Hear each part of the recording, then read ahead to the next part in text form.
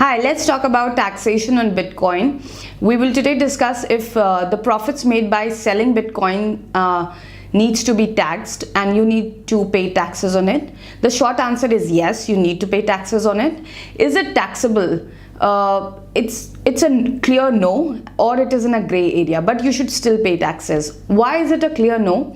Because if you sell Bitcoin and make profits on that sale, can income tax department tell you to pay taxes? No, it cannot, because the moment they are doing that, they are also making it legal, because any government entity can ask for tax only on legal stuff. They can't ask for tax on cocaine. It's illegal. So once they have asked for tax on it to a citizen, they have declared it legal.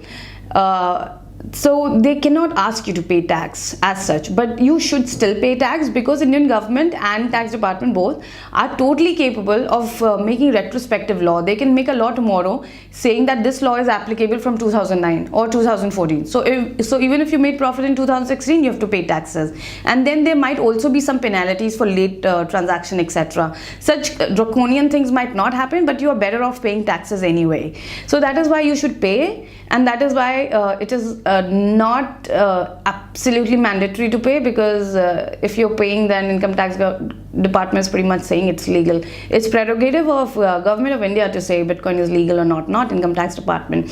But that said, you should still pay. So how much tax should you pay?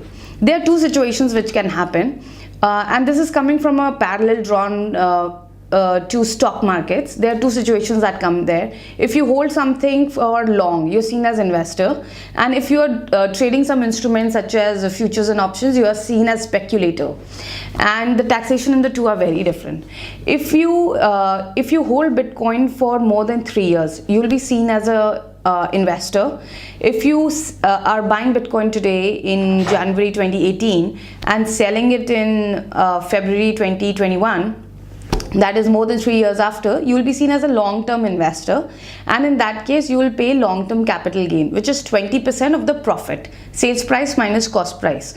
Whatever price you sold your Bitcoin for minus whatever price you acquired your Bitcoin for, on that difference you will pay 20%. Here in the cost price, you can also adjust for indexation. What is indexation? Every year the government of India will say this is a CPI. A CPI is an economic number, so you get to adjust it by the CPI. You can look at it, in my opinion, for the profit it might not be very valid, but you can do indexation also. So if you sell it after 3 years, then it is a long-term capital gain and 20%. If you sell it from today to 3 years, but you look like an investor, you're not a frequent trader, then you will have to pay short-term capital gain. How is that calculated? Whatever your gain, again, sales price minus cost price. In short-term capital gain, there is no indexation, so straight sales price minus cost price, whatever price you sold at minus whatever price you acquired the asset at. On this difference, there will be a taxation. This is how it will be calculated. This difference will be added to your income from other sources. For example, if your total salary income is 7 lakh and this difference was 3 lakh, so 3 lakh will be added to your 7 lakh. Your total financial year income will become 10 lakh, and this 10 lakh will be taxed like a normal retail person who earns salary, which is less than 2.5 lakh not taxable, 2.5 to 5 lakh taxable at 10%, 5 lakh to 10% taxable at 20%, beyond 30%. If income is beyond 50 lakh, another 10% surcharge. If income is above 1 crore, another 5% surcharge. So on this slab you'll be taxed if you're an investor in Bitcoin. If you're a frequent trader of Bitcoin, if you're buying and selling very frequently, you'll be seen as a speculator, and in that case you'll be taxed as a holder of business of Bitcoin, and you'll be taxed like a business. Tax will be calculated like it was in short-term capital gain. So your net profit will be calculated and added to your every other income, and this total income will be taxed in different slabs. So those are the two cases. One more case is if you are getting